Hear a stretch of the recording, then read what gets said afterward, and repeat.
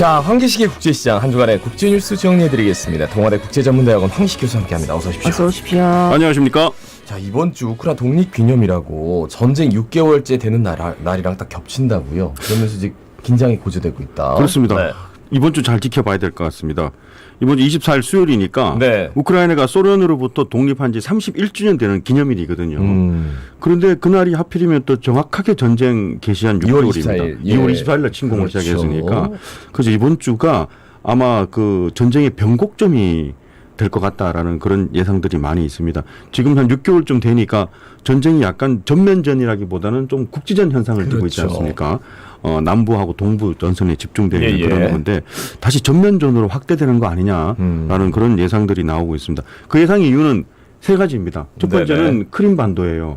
크림반도에 최근에 우크라이나에서 크림반도 수복 작전 선언을 했거든요. 네네. 그러면서 크림반도는 흑해 함대가 위치해 있는 본부거든요. 네네. 거기에 우크라이나 군대가 지금 폭격을 하고 있거든요. 예, 물론 예. 우크라이나는 부인하고 있습니다. 우리가 한 게 아니다 네. 그러는데 그렇지만 거기에 계속 폭격이 집중되고 있기 때문에 러시아가 이 크림반도를 계속 폭격을 하니까 가만히 있지 않겠다 하면서 심판의 날이 이번 주라고 얘기했거든요. 네네. 그렇다면 24일이 아닐까 그런 예상을 하고 있습니다. 보복을 네네. 하겠죠.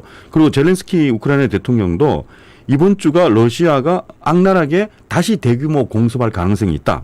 이번 주에 특히 우크라이나에는 특별히 경계의 마음을 가져야 된다라는 연설을 계속 하고 있습니다. 예. 두 번째는 원전입니다. 우리 예, 원전에 예. 대해서 체르노빌 핵 사고 기억하고 있지 않습니까? 예. 이 원전이 유럽 최대 원전이 자포리자 원전이 우크라이나 하필이면 그 남부 쪽에 위치해 있거든요. 크림반도하고도 크게 멀지 않습니다. 네네. 이쪽에 계속 지금 소규모지만 공습을 하고 있고 폭격을 하고 있거든요. 인근 마을로. 예. 이것이 확대되면은 원전 마을 포격이 확대되면 제2 체르노빌 핵 사고가 생기지 않을까. 그것 때문에 다시 또 전쟁이 확대되지 않을까. 예. 이런 생각을 하고 있습니다. 그리고 세 번째가 이 부분도 중요합니다. 생화학 무기 사용 가능성이거든요. 예. 이거는 지금 서방 국가들뿐만 아니라 유엔하고 러시아 내부에서도 생화학 무기 사용에 대해서는 상당히 민감하게 반응하는데 예. 여기에서 러시아군이 먼저 우리 러시아 군대가 우크라이나 군이 생화학 무기를 사용을 해서 러시아 군대가 상당히 피해를 보고 있다고 좀 주장을 하고 있거든요. 지금요? 예, 보초를 서는 러시아 군인이 갑자기 픽 쓰러진다거나 예. 이런 지금 그 사태가 많이 생기고 있다라고 먼저 우크라이나 군이 사용했다라고 얘기하고 있습니다. 그런데 거기에 대해서 우크라이나 군은 가만히 있질 않죠. 그것은 생화학 무기를 사용해서 생긴 현상이 아니고 예. 러시아 군대가 유통기한이 지난 통조림을 배급했기 때문에 예. 그 복통 현상 때문에 쓰러진 것이다. 예. 라는 그런 논쟁을 벌이고 있는데 무엇이 진실이든 간에 일단 생화학 무기를 본격적으로 사용하기 시작하면 이건 다시 전면전이 됩니다. 아니, 생화학 무기를 사용하면 복통이 생긴 정도인가요? 저는 그런 생각이 들어서 한편으로는. 그리고 이번 주 전쟁의 변곡점이 된다는데 이게 보통은 이제 국지전이 되면 그다음부터 휴전 협상 들어가는데 끝나는 국지전에서 이제 전면전으로 간다는 정말 걱정되네요. 그렇죠. 네, 그게 바로 이번 주니까. 그런데 전쟁이 지금 생각보다 너무 오래 가지 네. 않습니까? 진짜 오래 갔어요. 원래 처음에 전쟁 시작할 때 이틀 내에 수도 키이우 점령해서 전쟁 끝나겠다고 했는데 우크라이나가 예상 밖으로 항전 의지를 드러내면서 네네. 그 부분을 상당히 과소평가했다라는 생각이 듭니다. 예. 어쨌거나 6개월 지금 수치를 보니까 양국 군대 사상자가 16만 명입니다. 엄청나요. 민간인 사망자도 최소 12,000명입니다. 네. 어린아이 포함해서. 네. 1,000만 명이 해외로 피난 갔으니까 이건 2차 대전 이후로는 최대거든요. 예. 복구 비용은 지금까지만 해도 복구 비용은 500억 불이니까 약 1천조 원 가까이 됩니다. 지금까지 1,000조 원. 1,000조 원 정도 됩니다. 진짜 지금 뭐 고조되고 있지만 긴장감이 모든 게 다 예상이 빗나가가지고 좀 좋은 방향으로 가면 좋겠다는 뭐 그 생각밖에 없습니다, 사실. 네. 네, 다음 소식은 이제 우리 정부에서 한국 수출 규제 조치를 철회해달라고 일본 정부에 요구했는데 일본에서는 거부했다고요? 예, 산케이 신문에서는 그런 보도를 했습니다. 그런데 우리 정부는 일단 그건 사실은 아니다라고 일단 부인을 했는데 네네. 산케이 신문의 보도를 그래도 우리가 자세히 분석해 볼 필요는 네네네. 있거든요. 이달 초에 박진 외무부 장관이 일본 외교장관을 만나갖고 한일 외교장관 회담을 했거든요. 캄보디아에서. 네네. 거기서 이제 시간이 많이 지났으니까 3년 됐으니까 그 반도체 핵심 소재 품목 수출 규제였지 않습니까? 예. 이걸 철회를 하고 화이트리스트 복귀를 해달라고 했거든요. 네. 화이트리스트라는 건 수출 절차를 간소하게 하는 네네네. 서로 신뢰가 가는 국가에 대한 조치죠. 이걸 이제 처리했기 때문에 이걸 다시 복귀시켜 달라는 공식 요청을 했는데 일본 정부는 아직 때가 아니다라고 이걸 거부했다라는 보도가 나와 있습니다. 그런데 거기에 한마디 덧붙인 게 하야시 요시마사 일본 외무상이 자, 이 부분에 대해서는 수출 규제 처리하는 부분은 네네. 징용공 문제하고 우리는 일본은 별개 문제로 생각한다. 그래서 그렇지만은 한국 그 대부분이 하는 것처럼 자산 매각해서 현금화에 이르면 심각한 상황이 오기 때문에 그건 꼭 피해야 된다라고 얘기를 했거든요. 예. 그렇지만 별개 문제라고 강조를 했습니다. 그런데 과연 그게 어떻게 별개 문제가 될까요? 네. 수출 규제가 2018년에 대법원 강제 집행 판결이 나온 직후에 2019년부터 시작됐지 않습니까? 예. 별개라고 생각되지는 않고 그리고 또 현재 한국 내에서 일본 자산 매각 현금화 절차가 진행되고 있잖아요. 그래서 자 그렇다면 이걸 아직 최종 그 현금화가 실시가 아직 안 되고 있기 때문에 예. 한국 사법부가 진짜로 현금화 하는 거냐 그런 관련의 최종 결정을 지켜보고 수출 규제 유지를 결정을 하든지 처리하든지 하겠다라는 그런 의도라고 저는 생각이 됩니다. 예. 그런데 이 부분에 대해서도요. 수출 규제를 할 때 분명히 3년 전에 이유가 있지 않습니까? 네. 일본 정부가 아무 이유 없이 그냥 뭐 징용공 때문이다 그렇게 하지는 않으니까 여러 가지 미비점 같은 것들이 있다고 얘기했거든요. 네. 이런 핵심 부품들이 사실 또 그 군사 문제에 쓰인다거나 군사 영역에 쓰일 가능성이 있다거나 뭐 그런 걸 했는데 3년 동안 한국에서 대부분 다 그런 미비점들을 모두 보완했지 않습니까? 예. 그러니까 박진 장관이 이번에 미비점이 일본 정부가 규제의 조건으로 내세웠던 규제 이유로 내세웠던 미비점들을 3년 동안 전부 보완했다라고 했음에도 그 요청을 거부했기 때문에 이제 공은 일본 정부로 넘어가 있다고 저는 생각을 합니다. 네. 예. 근데 굳이 우리 외교부 장관이 지금 거의 다 소부장 산업 자체가 이것 때문에 우리가 전화위복을 한 상태에서 뭐 일본과의 교류를 빨리 트고 싶은 마음은 알겠는데 굉장히 민감한 부분이 많거든요. 일본과는 그렇죠. 여전히. 그래서 이런 것 자체가 그러니까 결국은 우리 쪽에서 부인했다는 거는 그분들도 지금 이렇게 민감한 상태에서 이런 얘기를 하는 것 자체가 좀 부적절하다라는 그런 생각은 하고 계시는 것 같아요. 자, 다음 소식은 EU 대러시아 비자 발급 금지 논의 여론이 양분돼 있다. 키프로스 등이 반대하고 있다. 예, 전해주실까요? 이번 주에 또 이 주요한 회의가 있습니다. 예. 30일 날에 그 EU 외무장관 회의가 개최되거든요. 네네. 지금 EU 순회 의장국은 체코입니다. 체코에서 반드시 EU 외무장관 회의에서 이 문제를 논의하겠다라고 주요 의제로 올라와 있거든요. 예. 대러시아 비자를 EU 방문하는 비자를 발급 제한하겠다라는 주제입니다. 여기에 대해서 다 찬성할 것 같지만은 예. 상당히 EU 국가가 여론이 양분되고 있거든요. 어떻게 생각하십니까? 전 그 지금 전쟁 중인 우크라이나를 돕기 위해서 EU가 러시아인은 EU를 방문할 수 못한다라고 비자 발급을 금지해야 되는 것이 맞는 건지 아니면 그게 무슨 얘기냐? 네네. 그 일종의 연좌제인데 연좌제는 국제법 위반이다라고 생각하는 것이 맞는 건지.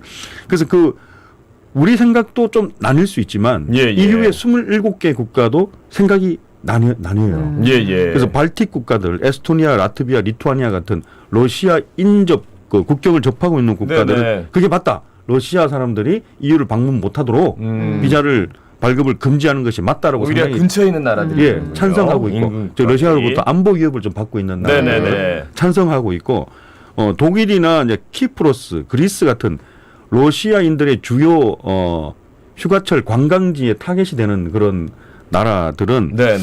아까 그 말씀 연좌제는 국제법 위반 아니냐. 이 러시아 그 EU 방문 비자 발급까지 네네네. 금지하는 것은 너무 심하다라고 하고 있습니다. 근데 대러시아 제재도 뭐 지금 석유를 받네 아니면 가스관이 아직 열려 있네 이런 얘기도 하는데 제대로 좀 안 되는 것 같아요. 전체적으로. 바로 그 논리를 네. 또 얘기하는 해본 국가 있습니다. 특히 그 키프로스가 예. 영어로는 사이프러스라고 하는데 사이프러스가 제일 먼저 반대 논리를 내세우면서 지금 그 비자 발급을 강제할 것이 아니라 기존에 우리가 제안했던 에너지 수입 금지 같은 네네. 그런 거에 대해서도 한 목소리를 못 내고 있는데 그러니까요. 뭐 이런 비자 발급 얘기까지 또 새로운 논의를 하느냐라고 얘기를 하고 있고 독일도 여기에 대해 사이프러스의 손을 들어주고 있거든요. 네네. 독일의 숄츠 총리의 연설을 잠깐 들어봤더니만 뭐라고 하냐면 이게 푸틴의 전쟁이지 러시아인 전체의 전쟁이냐. 예? 그래서 전쟁 반대를 하면서 예. 러시아를 떠나는 양심적인 러시아 사람도 많이 있는데 그런 사람들한테까지도 비자 발급을 안 할 거냐. 그리고 또 마지막에 뭐라 했냐면 서방이 지금 러시아인들의 비자를 금지시키면은 이 푸틴 대통령이 러시아 사람들의 마음을 흔들고 있는 서방이 바로 우리 러시아를 괴롭히고 있고 러시아를 지금 피해를 주려고 한다라는 그런 논리에 또 힘을 실어주는 거 아니냐. 그런 또 이쪽 연설을 했습니다. 또 그럴 듯하네요. 네. 자, 다음은 미국 소식입니다.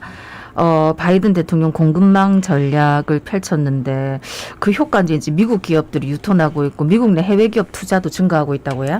예, 효과가 있다고 봐야 되겠습니다. 네네. 리쇼어링 이니셔티브 보고서 저는 이걸 주요하게 보고 있는데 이 기업이 유턴해서 쉽게 말해서 미국 기업이 너무 힘들다라고 외국으로 떠났다가 다시 미국으로 돌아오는 걸 쉬운 말로 하면 유턴이고 네네. 그걸 리쇼어링이라고 하는데 리쇼어링 보고서를 보니까 미국 기업들도 돌아오고 있고 외국 기업들이 미국이 좋아서 직접 투자하는 건수도 많이 늘어나서 일자리 창출이 많이 했다는 것을 강조를 했습니다. 예. 올해 이제 8월이지만 올해 35만 개의 신규 일자리가 덕분에 생긴다라고 그 보고서에 직시를 했습니다. 예. 작년에는 26만 개였거든요. 예, 올해 예. 35만 개면 10만 개 가까이 늘었지 않습니까? 상당한 효과가 있다고 봐야 되고 그렇다면 왜 미국 기업들도 다시 돌아오고 있고 네. 외국 기업들도 미국을 이렇게 투자를 좋아하느냐? 미국행 결정 요인이 뭡니까? 라고 물어봤더니만 네네. 뭐 여러 가지 이유가 있었지 않겠습니까? 임금도 그렇죠. 뭐 좀 싸게 해준다거나 뭐 위치도 좋다거나 근데 미국 정부가 주는 인센티브 여러 가지 보조금 혜택 이런 것들을 대표적으로 너무 좋은 조건으로 꼽았다라는 거죠. 예. 최근에 법 너무 많이 만들었잖아요. 미국 그렇죠, 반도체 그렇죠. 지원법 이런 거 많이 만들어가지고 미국이 투자하면은 각종 혜택을 주는 거니까 이게 상당히 효과를 본다라고 봐야 되거든요. 그런데 보고서 말미에 보니까 여기에 가장 많이 호응했던 외국 기업은 어디냐? 코리아가 한국 기업이 가장 네네. 적극적으로 호응을 해서 한국 기업이 창출하는 미국 내 일자리 수가 올해 3만 5천 개입니다. 야. 35만 개 신규 창출 중에서 3만 5천 개, 10분의 1이 네. 한국 기업입니다. 예. 압도적인 1위고 베트남 기업들이 2만 2천 개 정도 2위입니다. 대표적으로 언급한 것이 SK 배터리 인 아메리카입니다. 수소 생산, 전기차 충전 시설 해가지고 올해만 220억 달러를 투자해서 SK 한 회사만 3천 명을 미국에서 신규 고용 창출을 했습니다. 예, 마지막 소식이 될 것 같습니다. 영국의 새로운 총리 선출이 임박되고 있는데 트러스 외무장관이냐, 수넥 전 재무장관이냐, 이게 좀 각축전이네요, 그죠? 예, 일단 네네. 열흘 남았습니다. 9월 2일 날 선출을 하니까요. 둘 다 상당히 젊은 사람입니다. 네네. 47세 리즈 트러스 외무부 장관 그리고 80년생입니다. 수넥 전 재무장관 다 젊은 사람들인데 좋네요. 예. 여론조사는 일단 66% 대 34%로 리즈 트러스 현 장관이 앞서고 있습니다. 예. 그런데 약간 걱정이긴 한데 상당히 인기가 있는 공약을 했거든요. 소득세하고 법인세는 인상시키지 않겠다라고 유권자 마음을 사로잡고 네네. 그렇지만 반대는 공공지출은 절대 줄이지 않겠다라고 했거든요. 이것도 또 둘 다 이 공약도 유권자 마음을 사로잡아요. 그런데 이코노미스트의 주장이 트러스 후보의 주장이 말이 안 된다.